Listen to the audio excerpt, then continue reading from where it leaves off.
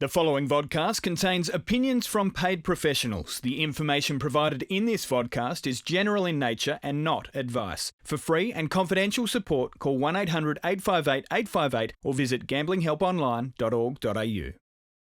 So we think returns for another week. Ben Way, great to be back as we officially get into the Autumn Carnival. But before we go any further, you want to do an accountability check on as to how we went last week. But in your weird mind, you also want to flash back to last year as well and revisit a couple of things. I do, because you know what? I was proven exceptionally wrong with one thing in particular. So I just wanted to rehash that. I love that we dressed the same, by the way. It's nice. Nice and The fresh. Via Sustina was fantastic. She had to dig deep and did exactly that, did what champions do. Shaggy, the bubble burst fairly abruptly. But we did say, we said that's the dream scenario, that Shaggy would be there up against the mice of Coolmore, etc., etc. But ultimately, that hasn't happened. And 2-year-olds can burst pretty quickly. What did you make of the performance? And it's a shame, really. It's a shame for the story and the romance and the magic of the slipper going forward, but I can understand why the bubble burst. He'd been up and running for a long time. He'd travelled here, there and everywhere. He'd been to Coffs Harbour, up to the sunny coast, down to Randwick a couple of times from Wyong. For a 2-year-old, that's an exceptional amount of travel. Hopefully we get to see him back as a 3-year-old and he'll be a force to be reckoned with the sprinting ranks. Just on Via Sustina and Lady Shenandoah as well. Yes, they went around really short quotes, particularly Lady Shenandoah. I think just before the jump, she was $1.28 on course. I have a feeling, and we saw this last spring with Waller's great mares, and we talked about it on this very podcast about the great mares and great fillies that he has in his yard, sometimes having a dip second up.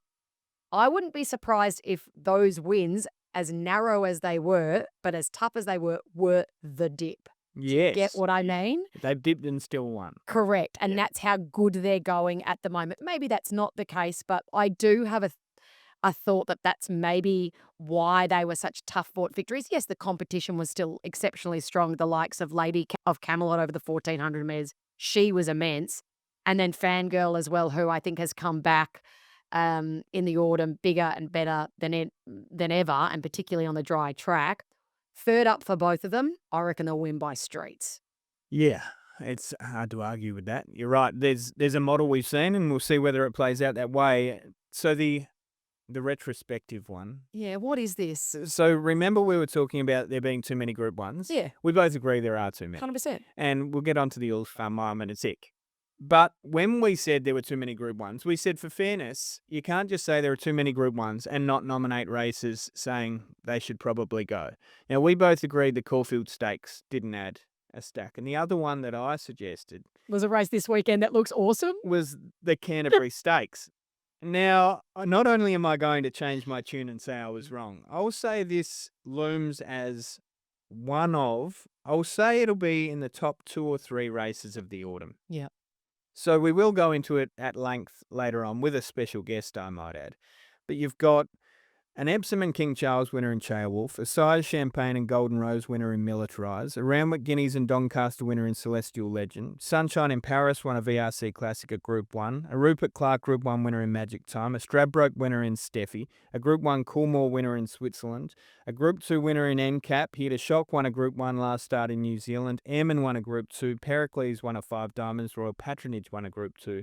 Blimey, that is a field. 8 Group 1 winners in the field. And I wonder if a few weeks ago, a few connections thought, maybe this is the easy Group 1 kill that we could try and target this autumn. Well, how wrong have they been? And circumstance with Cheolwolf, like stars have Correct. had to align for it to happen. Yeah. And if it weren't there, yeah, maybe they would just choose a completely different path and something else would be propped up. So maybe I've jumped early by saying, no, don't get rid of it. But that is one of the races of the autumn, if not the. Now, I want to keep the Queen Elizabeth top tier, but I think there's probably more depth to this than what we'll have to that field. I could be wrong. Possibly. It depends about the war of attrition that no doubt will occur over the next month or so. So 8 Group 1 winners there, so that's the benchmark. That's the benchmark. Okay, we'll keep that in our minds over the next month or so. We will talk about the All-Star Mile and preview the race down in Melbourne, the Randwick Guineas, which look, I mean, you've got a $1.70 favourite. He looks incredibly hard to beat in Broadside, and we'll talk about that. The Canterbury Stakes we'll get more into, and then Wotan, the 2-year-old who holds favouritism for the Golden Slipper at the moment. He races in the Todman on the weekend, one of the exemption races for the Slipper, and he does have to do something. Even though we think he is the best 2-year-old going around, whether it be in Sydney or Melbourne at the moment, he pretty much has to win. I know that maybe prize money with running second could get him into the field, but he draws a gate this weekend. He gets conditions to suit because we've seen him so effective on a soft track. We're going to get rain in Sydney over the next couple of days. James McDonald back on board, gets the 1,200 metres. I think that's going to be to his advantage. So everything is in his favour on the weekend. And a couple of his main rivals don't need to win to be in. And I kind of think that helps as well. So currently 148,000 in prize money, 20th in order of entry, but a win, you're right, in the Todman assures that he would be in. 56,000 for second doesn't assure that he would be in, but it certainly assures him a live chance going into the next week. Do you think it's wild, though, that this dominant favourite for the Slipper, and it's the horse that he's the only horse that people want to back, and that has been the case for the past 2 or 3 months, is not guaranteed a start at the moment? I don't think that is as wild as Espionage not being in last year. Because, as you know, from last year, I think we need to add the Gimcrack and the Breeders into the exemption races to try to get those 2-year-olds up early. So at the moment, our exemption races are the Silver Slipper, the Sweet Embrace, the Skyline. So we've got Baybarked, Within the Law, and Rivellino tick. Then you've got the Riesling, the Todman, the Magic Knight, and the Pango Pango as the other exemptions. No Blue Diamond, no Gimcrack, no Breeders. But the Blue Diamond prize money is sufficient that if you win, you are in. So I guess my point would be, do we elevate the prize money just to make sure that Gimcrack and Breeders winners are in? Because it's 250,000. Something like a Black Opal's 200. And you get in excess of 150 for winning a restricted English Millennium. That doesn't sit well with me, and I think we're going to have a situation where good horses miss and miss regularly. So Gimcrack, for those who say, well, what's their record like in slippers anyway? I mean, Gimcrack recent winners, you've got Catch Me, Coolangatta, Platinum Jubilee, Manal, Belle Merci. None of them are going to embarrass you in a Golden Slipper.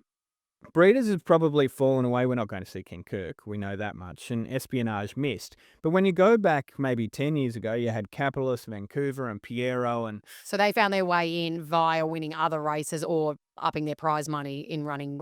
well, maybe the prize money in the Gimcrack and Breeders then was sufficient enough because the prize money in other races hadn't gone up and English Millennium didn't exist and maybe the Black Opal wasn't worth as much and things like that. So circumstances have changed and I think we need to change with it. One thing that I did find staggering was a clause, because I was reading through the eligibility A lot of clause. spare time on your hands. Yeah, so it's called prep. I say that to a person who I know, by the way, prep's better than anyone. So clause 2.5, the Golden Slipper, the directors in their absolute discretion may exempt any horse or horses from the rejection provisions in clause 2.1. So 2.1 is the one that details prize money order as the order of final acceptance, right? And they may select emergencies and determine their priority. So clause 2.5 says, essentially, at the director's discretion, if you're exempted based on prize money, they can overrule that and put you in. That's how it reads to me. So you're telling me if Wotan runs third on the weekend and he has this big flashing light and everyone's like, oh my gosh, he's going to peak for Slipper Day, because I want to read a quote from Chris Waller in a minute to that effect. There could be a poor little colt or filly who sits at 16th in the order of entry and they go, you know what? We need Wotan to run. Bye-bye. I'm not saying it will happen. I'm saying the clause says that can happen. I'll read it one more time. The directors in their absolute discretion may exempt any horse or horses from the rejection provisions in clause 2.1, which details prize money order as order of final acceptance, and may select emergencies and determine their priority. Wow, look, I think he wins on the weekend, so I don't think we're going to find ourselves in this position. And for those who have said over the last few days, he needs to, it's It is fact. He needs to win or he needs to run second to be able to get into the field, other than that clause. Chris Waller's comment from this week, I'm not running to qualify him. I'm running to prepare him for the Golden Slipper, which tells you everything you need to know that this trainer has the utmost confidence that he is the horse to beat and no one will be beating him Saturday. No, I must say, I felt as though Chris deliberately talked around, we have to win. He didn't want to say that, and he said the only thing he could logically say in response. And there's confidence there. There's been confidence from day dot, and I hope that we see Watson in the Golden Slipper, because if he does run a luckless third and we still think he's the best horse, but he's not going to be in there, that's a shame. Yep. Enter clause 2.5. So, we've also got an All-Star Mile to look forward to. And look, this race has been a bugbear of mine over the last couple of years. I think I've attended maybe 5 of them over the last 7 years in a working capacity. In the first couple, they got big crowds and huge support. It was something new and sexy and flashy on the scene. But I am concerned about this race going forward, not only for the fact that we have 7 runners. And if you want to know the fields for the past few editions, 14 in year 1, 15, 15, 15, 15, 12. So they've all been not capacity fields because the capacity is 16, but they've been decent size fields. And I'm not saying that a field number determines the greatness of a race. We've seen that before. One of the best races of the spring was a 4-horse race last year. Yeah. But when they have pumped so much marketing and money into this race, I mean, that was a Group 2 at the Valley. This is a now Group 1 at Flemington worth $2.5 million. There are things that concern me. Public sentiment. I mean, the fact that we're talking about this and other people are talking like, does the All-Star Mile even work anymore? Is it a race that we can continue pumping huge amounts of money and resources into? That concerns me. A trainer's point of view concerns me as well, because you look at Chris Waller, he's got a couple of really, really solid milers in Sydney who won over the course of the weekend in Via Sistina and Fangirl. We love a tissue. She loves Flemington, but she's probably the third liner in that trio, and he's picked out this race for her to go to. The owner ambassadors, so once upon a time that functioned in one way, they've changed it to another way. I work in racing media. I didn't even know how the owner ambassadors were selected this year. And my mail is they've had to change a couple of them on the fly because they selected racing participants who cannot be part of this scheme. And then the prize money is the other Randomly. Should add that. Yeah. The other thing that irks me is the prize money. We have a new market being run, straight 6 at Flemington, time-honoured race. It's your headline. It's your headline, and it's worth $1 million less than this. You know what the Newmarket handicap has? An identity. You know what the All-Star Mile lacks? Identity. And the other thing, doesn't mean anything. It doesn't mean anything because we've had these win and you're in races. I don't really like that as a concept anyway. And because there's 7 or 8 of them for this race. The first 2 winners of those win and you're in races last year were Komochi. She's running in the Challenge in Sydney on weekend. And West of Africa, they've opted not to go there. So another Will goes there. He's a Group 1 winner now, and he's a horse I cannot wait to follow into the future. Mr. Brightside was always going there, even though he won a win and you're in futurity. That was always going to be his race. Feroce's not backing up from the Australian Guineas, and Marble Arch isn't backing up from the Blamey last weekend as well. Like, this is a bit of a mess. I don't subscribe to the theory Mr. B scares people off either. Really? No. I'm sorry, he is a champion. His record says that. But he's not scary. Don't rock up to claim, the prize money for 3rd, 4th, 5th is ridiculous for the All-Star Mile too. So, I don't know. Yeah, we'll discuss it in 2 ticks as to whether it's a 2-horse race or maybe a 3-horse race with Tom Kitten. But either way, I think it lacks an identity. The owners, the connection in terms of people walking through the gate and eligibility to be an owner for a day type thing is just, that should disappear, just like the public vote. I agree. Which was really fraught with danger from because you know why?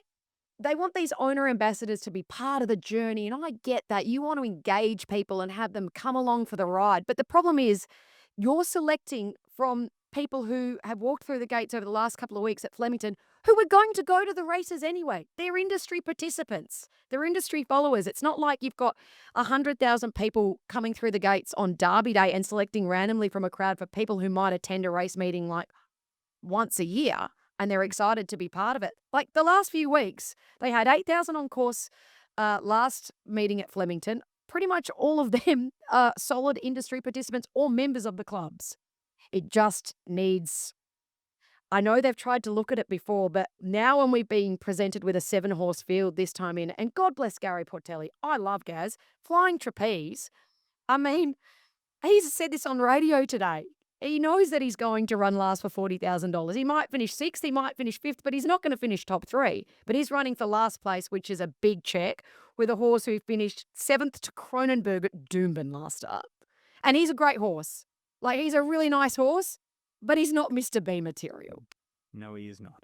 Great to welcome in our newest Tab ambassador, James Jordan, to the set. James, you've got a great history in racing. You've done plenty of things. Welcome. Thank you. I'm nervous. It's a very hostile environment today. You've got the All-Star Mile on your sights and you found some Watergate clause that you... I'm just saying, Watson may get in regardless. No. I'm definitely not saying that. What is a Tab ambassador? I don't really know. Right. You're asking the wrong person. I think, just an all-round person that can try and add a bit here and there. I'll be doing primarily form in Melbourne, so Wednesdays and Saturdays on obviously socials and on a few of the shows as well. So looking forward to that. But you've been a trader as well, so you understand how our books work. Yep, not with the Tab, but I've been a trader in the past and a bookie most recently. I was a bookmaker for a couple of years and got out of that. But yeah, I've done a fair bit in that space the last probably 12 years. So I feel like I can probably provide the odd bit of insight, not much, but the odd bit of insight into the sort of how that works and the combination with bookmaking and punting. And primarily you've been focused on South Australia and Victoria, essentially? Yep. So, I mean, back in the day when I was a trader, it was sort of a fair bit of Victoria as well. But in the last 10 years, majority SA, obviously broadcasting over there. Focusing on the South Australian area, but you know what it's like in Adelaide. You get a lot of Victorian horses, the odd Sydney horse carnival time, but mostly a lot of Victorians, jockeys, trainers come across. So I wouldn't say it's a foreign environment for me, but it's like you get to learn about the different horses and little intricacies as well. But looking forward to the challenge. There's a real South Australian flavour here. I mean, you're married to one. I'm married to one. I am one. I mean, he's one. Yeah. There you go. Taken over. Let's move to Victoria then for the All-Star Mile. And I mean, Mr. Brightside is our short price favourite, and rightfully so. He's won nearly $17 million in prize money. Do you think he just walks in on Saturday? No, I don't think he just walks in. I sort of agree with what you said. He's not a Winx where you go, I don't want to go to that race. Like he doesn't demoralise a field to the point where you go, oh, I'm running for second. Like he gives you a chance. Like even last start, I wouldn't say it was a low win, but it wasn't like, oh, he's got plenty more in the tank. So yeah, I don't think he scares him away. I haven't priced the race yet, so I will price it. He's obviously going to be the one to beat. I'll have him favourite.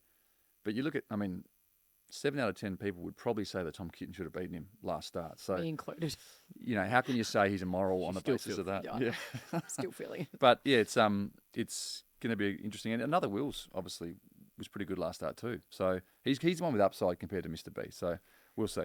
To most, it looks a race in 3. Em has made her feelings known on the race. Do you have an emotional connection with an All-Star Mile, or do you kind of agree with the sentiment that it probably lacks personality and any kind of entity? Well, it got lost in a way. I mean, early doors when I used to look at it, I'm generally speaking, I don't like races where there's so much prize money that you get a same field for less money. I don't like that premise. But early doors with this, I would see it advertised everywhere. When it was like a voting system, you'd see the racing club and the PRA wasn't doing the advertising as such. It was the people on Facebook or the country town that had a share in this horse.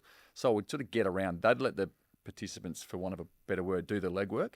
And it did sort of get a bit of traction in maybe non-racing people. I think as the squeezes come on with turnover dropping and prize money dropping, they've had to scale the marketing of it right back, and it's probably hurt the race.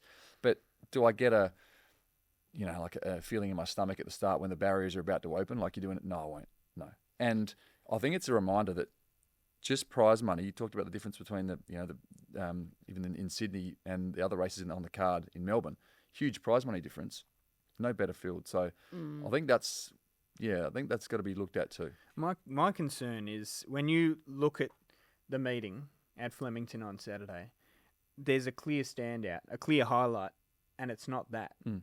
It's the Newmarket. And so, yes, if you want to create a separate entity, create one, but go away from the Newmarket. Go away from something that's tried, true, proven, and yeah, maybe doesn't draw in the crowd that it once did, but the calibre of horses are still there, so at least you can build on that. Whereas, I don't know, I agree with the marketing element of having others do it originally, but that was based on a concept where you could have horses that were, let's face it, And they were. not very good, getting into the field purely because they had public support. So to me, both models are broken, but Yeah. either way. I do think another will be beating Mr. B, but beyond that, Tom Kitten, I feel for him. I'll back up That with was you. his time. Just You think it was will his they time? will they ride him? I mean, he was so good because he was sort of held up, and Yeah, and they can't do Can that you in do a that again? 7-horse field. I know. you can't do that again. You sort of, if he does it again and gets beaten, it's like, what are you doing? Yeah. So That does changes probably things. concern me slightly that he doesn't get the big field to be able to do that. But maybe settling 3 back the fence is As probably good best scenario for him, and enough speed on that he can rattle home. Your highlight of the day is the Newmarket handicap. So it's worth $1.5 million for the sprinters. Straight 6. You're looking for those horses who love the 1,200 metres at Flemington in particular. Where are we at with Jolly Star? Jury's out. $5 says traders are thinking the same thing. There's such a jury's out price, I reckon, for a favourite. But either way, $5. Growing Empire, $7. I mean, my eyes were drawn towards Growing Empire and Benedetta, both of whom were second up. I guess the query is, where do you want to be drawn? Will it be a day where they're outside, or both of those are drawn towards the inside? I would say outside. I mean, if you said you can have inside gate or outside gate, everyone would take outside gate. Yeah. Where they position the barriers across it can sometimes be crucial as well. But I'd imagine they'd come 2/3 of the way towards the outside. Not an outside fence job, but they certainly won't be on the inside. But it is a fascinating race. Jolly Star, and you were talking about the Waller second up sometimes, without putting too dip? much light on it. Yep. The way Karen McAvoy rode Jolly Star last start, that wasn't I didn't hear it, and I probably shouldn't be talking about it, but I can't imagine the instructions were just ride it where it lands, ride it how you feel. That was, last prep, this thing blew them away first up and was flat second up, fair and Everest, plain after that. We cannot have that happen. This is not the grand final. Neck it out of the gates. I want, if it's got 100% of fuel in the tank, I want it to finish with 20. I don't want to have a hard run where it flattens it for the prep.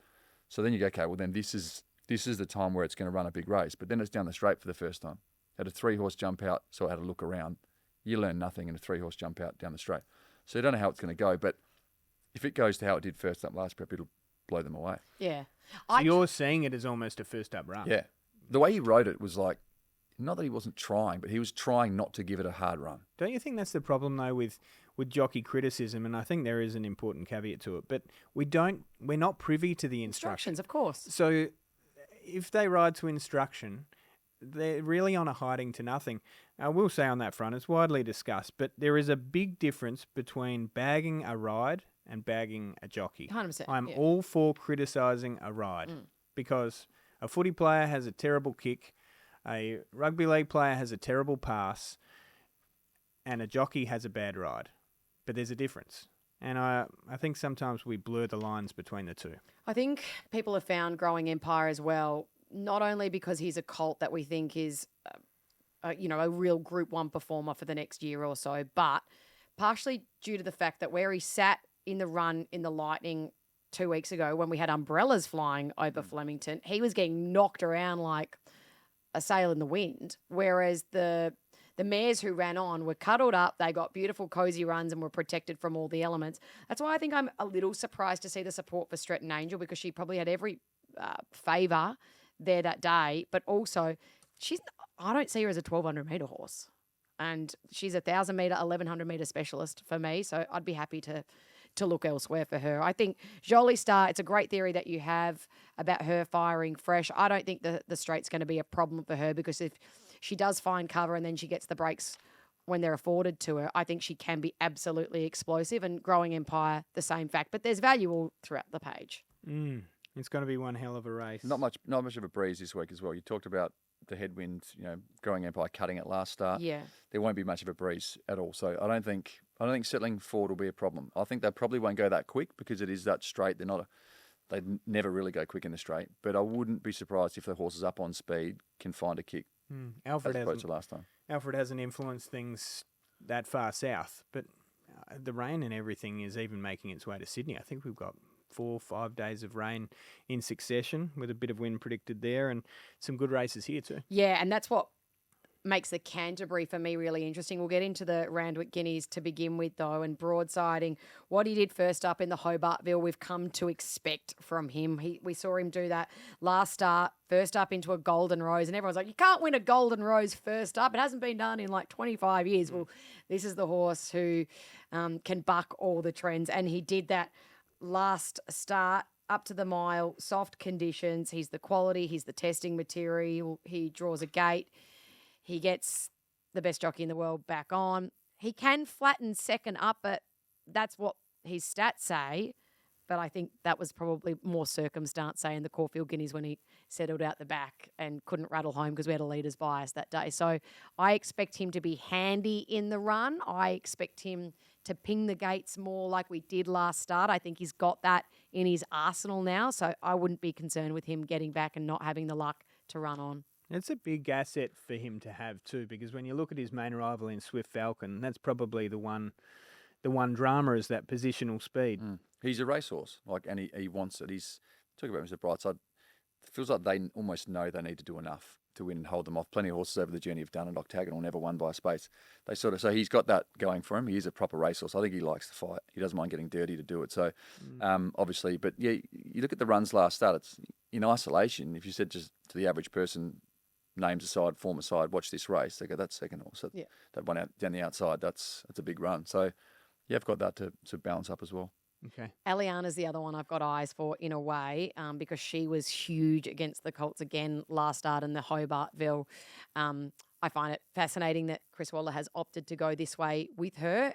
She can obviously mix it with the boys. You wouldn't throw her in if she couldn't. So the other thing against her, though, is where she'll land in the run and the fact that she'll be running on with Swift Falcon, you would imagine. And a good jockey on, obviously, broadsiding. He'll be aware of all that stuff. Okay, and then the Canterbury Stakes is Ben's favourite race for the day. And I understand why, because you've got 8 individual Group 1 runners in this race. But it's the fact that we're going to get wet conditions that makes this so incredibly interesting for me. A horse like Militarize, I saw him in that track gallop last Saturday and almost fell in love. He looked unbelievable. He wanted to get up and go.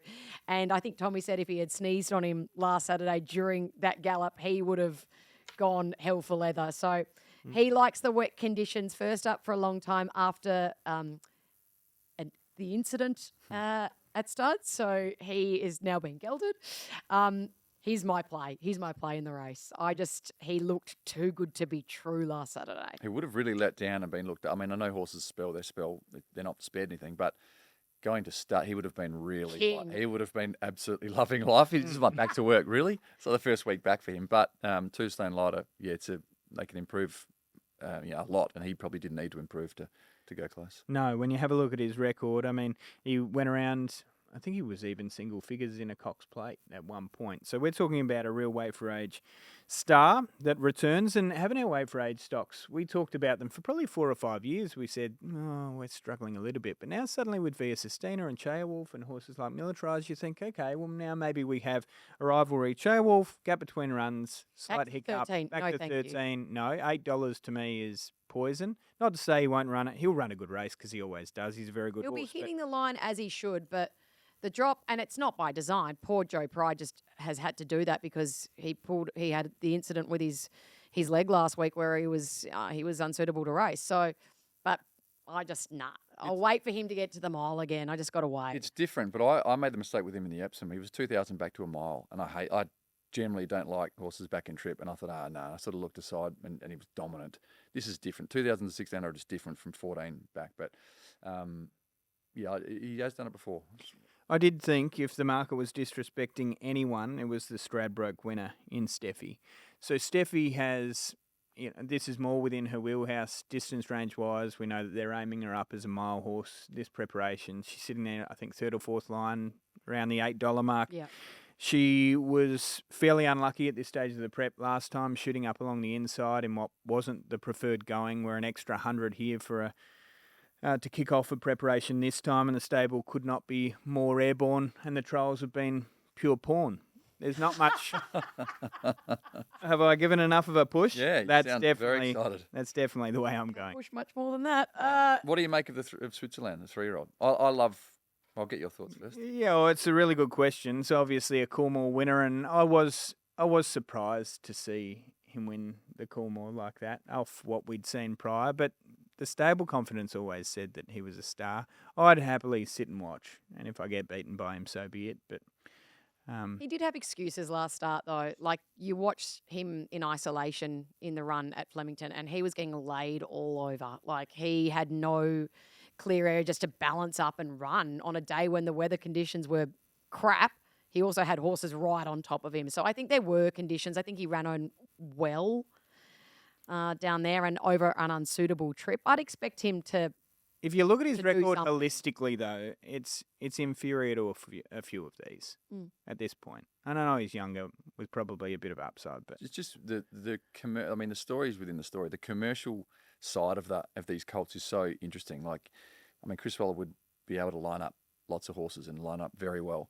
It's amazing. Obviously, when they run and they don't run that well, you're thinking, oh, I wouldn't have thought you'd let that happen. It's almost like you can't leave it up to chance. yeah. In fact, he's running again here. Like he'll be fully wound up. Any lever they've got to pull will be pulled. So And they won't leave it, if he doesn't win on Saturday, they won't leave No. it too long until they say, bye-bye, Yeah. off you go. he's just thinking about other things. He's Yeah. time to go. Yeah. Do you believe in the devaluing? Yeah, once you've won a Coolmore with the breeding that he has behind him, I think it's just locked and loaded. I think It doesn't really matter from here. I think it's locked until you have 5 defeats or something like that. Like, if we stare down another one this Saturday, they're smart enough to know, let's pull up stumps and let him go do his next job.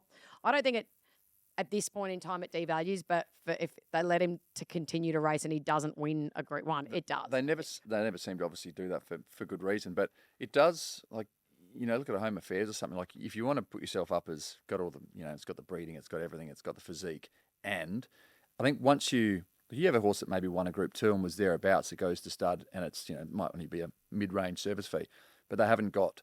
I guess they've got a chance. They've got their chance to make it. Whereas these sort of colts, you need them to be absolute, like Top line. and he just beat them all, beat them. Sort of go, he won that race. He did win that one race as a 3-year-old. It's like, yeah, but he didn't do anything else. Like, I agree. They're not going to think, oh, we can't stand him anymore. But he's not going to have that same. When you go to visit the stallions at the stud, they're not going to go, this one is. They'll be like, yeah. Here's a question for you. Would you rather send your mare Okay. to Home Affairs, Switzerland, or Shinzo? Are you paying the service? Yeah. Is it coming out of my hip? She was busy that day. I'd go to whatever's cheaper. I would. They're all very similar. Yeah. See, for me, I agree they're all similar. Obviously, that's If why. you're selling Affairs. it. That's Home why I Affairs. threw up the quandary. Home Affairs. If you're selling at Home Affairs, you'd Yeah. love to take one there. Yeah. I think it sadly mentioned a good point as we wrap up the podcast for another week. It is D-Day in a way for Switzerland, isn't it? Yep. Yeah. Like they want to win this. Either run well and it's good, or he won't, and that's see you later. Yeah, for sure. You got to do your pricing and stuff, but is there anything at odds you like this weekend that you want to throw in there that that's caught your eye for only the done- faithful? I've done a couple of the races. Have had a good look at the straight race, and you mentioned Stretton Angel. I think if he can get to the outside, he'll run a good race. But Growing Empire is another one. I just think he lost his way mid-race the other day and things against. So I think they're the two that in that race that I'd be warming towards. My only thought is the Canterbury Stakes is a fantastic race, and I think it should forever hold Group 1 status from this point Well on. said. I love it, guys. If I was going to have one each way play in one of the other Group 2 races at Randwick on Saturday, I think Kalos for James Cummings, if the rain comes, is well and truly over the odds. I think she can run a really big race.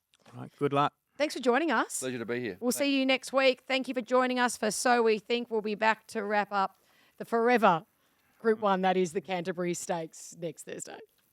What's gambling really costing you? For free and confidential support, call the number on the screen or visit the website.